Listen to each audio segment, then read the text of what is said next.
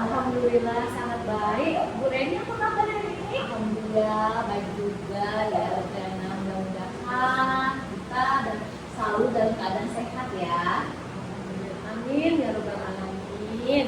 Nah, oke Adriana, sebelum kita melakukan coaching pada tahap awal, saya akan melakukan beberapa pertanyaan kepada ibu ya. Baik Bu Reni, silahkan. Oke, pertanyaan pertama, kira-kira pada saat ini kompetensi apa yang akan ibu kembangkan pada saat coaching nanti?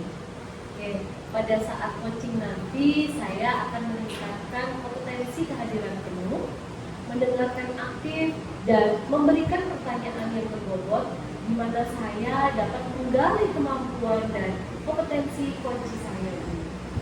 Oke, terus apa kompetensi yang lebih spesifik lagi yang ingin ibu observasi? Kompetensi yang lebih spesifik yang akan saya observasikan nanti adalah alur tirta yang sesuai dan kemampuan berbahasa saat melakukan coaching nanti. Ya, terus apa indikator ketercapaian dari tujuan pengembangan yang diinginkan oleh ibu sendiri? Yang ingin saya kembangkan adalah memastikan keberhasilan proses coaching dan membantu menumbuhkan stimulus dalam pemecahan masalah tersebut. Ini pertanyaan terakhir ya, buat Diana ya. Apa harapan ibu dari observasi ini? Saya berharap observasi ini memberikan umpan balik yang membangun untuk membantu perkembangan saya, khususnya dalam mendengarkan aktif dan mengajukan pertanyaan yang bermakna. Dan untuk coaching nanti, saya berharap dapat mengatasi permasalahan dan menemukan langkah-langkah yang mengatasi permasalahan coaching saya nanti. Oke, ibu, demikian dulu ya observasi kali ini. Silahkan ibu melakukan coachingnya terhadap kucing. Nah, untuk Bu Apriana, semoga coachingnya nanti berjalan dengan lancar ya. Terima kasih Bu Reni, amin, sudah didoakan. Makasih kembali. Selamat pagi Bu Dani, bagaimana kabarnya hari ini? Pagi Bu Apriana, kabar saya alhamdulillah baik Ibu. Baiklah, kita langsung saja ya ke sesi tanya jawabnya Bu Dani. Ya Bu, silakan. Sebelum kita mulai, bagaimana perasaan Ibu menjelang sesi coaching kali ini? Apakah ada hal khusus yang ingin Bu Nani diskusikan atau fokuskan pada kesempatan hari ini? Baik, terima kasih Bu Apriana sudah mau ya mendampingi saya hari ini. Perasaan saya menjelang coaching ini bersemangat dan penuh harap. Semoga melalui diskusi ini dapat membantu saya untuk melihat situasi dari sudut pandang yang berbeda. Kemudian hal yang paling saya fokuskan adalah tentang pembelajaran berdiferensiasi serta penerapannya yang belum optimal Bu di kelas. Oh, tentu ya. Saya menghargai kejujuran Ibu Nani. Mari kita jadikan sesi ini sebagai ruang untuk menjelajahi solusi bersama. Apakah ada hal khusus yang ingin kita bahas lebih mendalam lagi, Bu? Ini Bu Apri mengenai kendala yang saya temukan saat mengimplementasikan pembelajaran berdiferensiasi di dalam kelas. Karena selama ini saya nampaknya membutuhkan waktu yang lebih lama untuk mempersiapkan berbagai aktivitas pembelajaran yang disesuaikan dengan kebutuhan individu siswa. Terlebih lagi, seperti yang Bu Apri tahu, jumlah siswa saya banyak sekali Bu. Oke, kita langsung ke sesi tanya jawab saja ya Bu Nani. Ya Bu, silahkan. Oke, sekarang mari kita masuk ke tahap identifikasi. Apa yang membuat Ibu Nani terkendala dalam pembelajaran berdiferensiasi? Sekarang ini yang saya rasakan dan saya amati tentang diri saya sendiri, saya ini Bu cukup kesulitan menyiapkan kebutuhan siswa yang jumlahnya banyak lagi. Karena sulit untuk memberikan perhatian yang cukup kepada setiap siswa dalam kelas yang besar. Kemudian setiap siswa itu kan unik ya Bu, mereka memiliki kebutuhan, minat, dan gaya belajar yang sangat beragam. Menyesuaikan pembelajaran untuk setiap individu ini bisa menjadi sangat kompleks. Jadi terkadang saya merasa sedikit overwhelming atau kewalahan Bu Apriana. Ceritakan lebih lanjut bagaimana perasaan itu muncul, Bu Nani. Nah, perasaan itu muncul karena ada rasa kekhawatiran jika implementasi pembelajaran berdiferensiasi saya belum optimal dan nampak belum terlihat keberhasilannya, Bu. Paham bagaimana Ibu menghadapi situasi tersebut. Cara saya menghadapi situasi tersebut, saya berusaha untuk tenang-tenang dan fokus kepada murid. Begitu ya Bu Nani. Kita akan bersama-sama mencari solusi untuk mengatasi hambatan ini. Apakah ada hal lain yang ingin Ibu Nani tambahkan? Hal yang ingin saya tambahkan adalah saya menyadari saya masih perlu banyak belajar terkait pembelajaran berdiferensiasi ini, Bu. Baik, sekarang mari kita merancang rencana aksi. Apa rencana Ibu Nani dalam mencapai tujuan pembelajaran berdiferensiasi yang Ibu inginkan?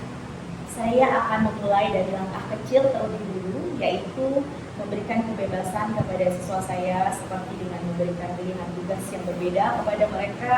Selanjutnya mungkin ya memanfaatkan teknologi untuk mempermudah proses pembelajaran berdiferensiasi, misalnya dengan menggunakan platform pembelajaran online, video edukasi, atau membebaskan siswa saya dalam menyelesaikan tugas-tugasnya. Bagus itu Bu Nani. Adakah prioritas yang Ibu miliki dalam rencana aksi Ibu? Prioritas saya dalam menerapkan pembelajaran berdiferensiasi adalah fokus pada proses, bukan hasil. Baik. Menurut Ibu Nani, apa strategi yang akan Ibu gunakan untuk mencapai tujuan pembelajaran berdiferensiasi di kelas Ibu Nani? Seperti yang saya sampaikan tadi, Bu, strategi saya memulai dari langkah kecil. Selanjutnya saya harus fleksibel. Jadi saya tidak terpaku pada satu strategi saja. Saya akan menyesuaikan strategi dengan kebutuhan siswa dan kondisi kelas saat itu. Terus melakukan evaluasi dan perbaikan. Kemudian melibatkan semua pihak termasuk siswa, orang tua dan rekan sejawat dalam proses pembelajaran berdiferensiasi. Sangat bagus itu Bu Nani. Berarti itu adalah langkah-langkah yang sangat baik. Rencana aksi yang terstruktur dan fokus pada detail akan membantu Ibu mengatasi kendala dalam pembelajaran berdiferensiasi di kelas. Bu Nani dengan lebih efektif lagi. Nah, sekarang bagaimana Bu Nani melihat tindak lanjut dari rencana ini? Saya melihatnya dengan berpikir positif dan perasaan yang optimis. Baik. Sekarang mari kita masuk ke tahap tanggung jawab ya Bu Nani. Apa komitmen Bu Nani terhadap rencana aksi yang sudah Ibu buat? Komitmen saya adalah untuk terus berupaya memperbaiki hal-hal yang memang perlu diperbaiki dan tidak patah semangat. Selanjutnya, siapa dan apa yang dapat membantu Ibu dalam menjaga komitmen Ibu itu sendiri? Yang pertama, motivasi intrinsik termasuk di dalamnya keinginan saya untuk melihat siswa saya berhasil dan belajar, semangat dan senang ketika proses belajar di dalam kelas, kemudian rekan-rekan sejawat dan kepala sekolah yang terus mengevaluasi saya dan memberikan dukungan dalam mendidik siswa. Kemudian bagaimana dengan tindak lanjut dari kegiatan coaching ini Bu Nani? Saya meyakini jika tindak lanjut tidak hanya sekedar mengecek perkembangan, namun juga memberikan dukungan seperti yang Ibu Apriana lakukan sekarang, kemudian mengatasi hambatan dan memastikan bahwa saya bisa menemukan jalan solusi. Bagaimana perasaan Bu Nani setelah kita melakukan coaching hari ini? Perasaan saya ternyata setelah proses coaching ini selesai, saya jadi lebih memahami diri saya sendiri, Bu Apriana. Kemudian saya jadi tahu apa yang menjadi kekuatan dan kelemahan saya. Kemudian saya menjadi lebih termotivasi untuk lebih baik lagi. Sesi coaching ini membuat saya lebih terarah. Baiklah Bu Nani, tetaplah semangat dan jangan sungkan untuk menghubungi saya lagi ya. Ya, terima kasih Bu Apriana. Sama-sama Bu Nani. Oke Bu Apriana, setelah saya melakukan pengamatan observasi, apakah coaching yang sudah dilakukan tadi sudah berjalan dengan lancar? Alhamdulillah Bu, semuanya berjalan dengan lancar. Oke, nah Apakah Ibu sudah melakukan coaching dengan menggunakan indikator pencapaian pengembangan yang diinginkan? Ya, saya sudah melakukan itu dan tadi sudah melakukan coaching dengan alur tirta yang sesuai yang pernah saya pelajari dulu. Oke, luar biasa. Saya tadi mengamati dan kemudian membuat beberapa catatan hasil observasi. Bolehkah saya menyampaikan catatan atau data hasil pengamatan saya? Boleh Bu, silakan. Berdasarkan observasi saya, menurut saya kecakapan coaching yang Ibu lakukan tadi itu sudah berjalan dengan baik ya Bu ya. Nah, di mana Ibu sudah melakukan kecakapan coaching sudah sesuai dengan alur kita Bu ya. Nah, kemudian Ibu sudah menanyakan tujuan kepada coaching tersebut dan mengarahkan beliau untuk mengidentifikasi permasalahannya ya. Terus Ibu juga sudah merencanakan aksi di mana menyelesaikan permasalahannya. Dan Ibu juga sudah memancing beliau untuk berkomitmen dengan penuh tanggung jawab ya Bu ya dalam menjalankan rencana aksinya. Selain itu, Ibu juga sudah menerapkan prinsip-prinsip dalam coaching di mana tadi saya lihat ya Ibu sudah fokus kepada coaching.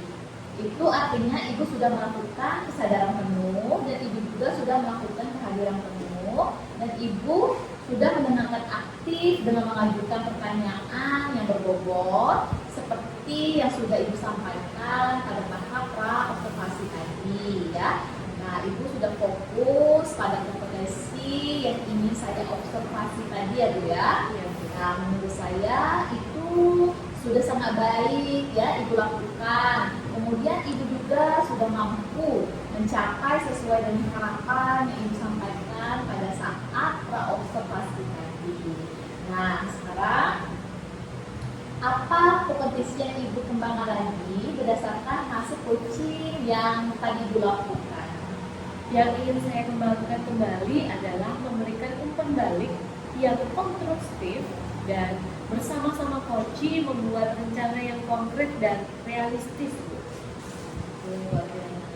Nah, apa perasaan Bu Apriana setelah melakukan proses seperti ini?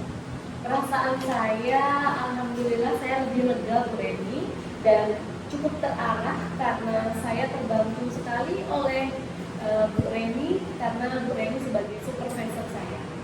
Oke, baiklah, observasi kita sudah selesai. Mudah-mudahan rencana Ibu tadi sesuai harapan Ibu ya. Semoga Ibu juga bisa mencapai kompetensi yang Ibu harapkan dan memperbanyak praktik coaching ini ya Bu ya. Ya, terima kasih ya Bu Reni. Ya,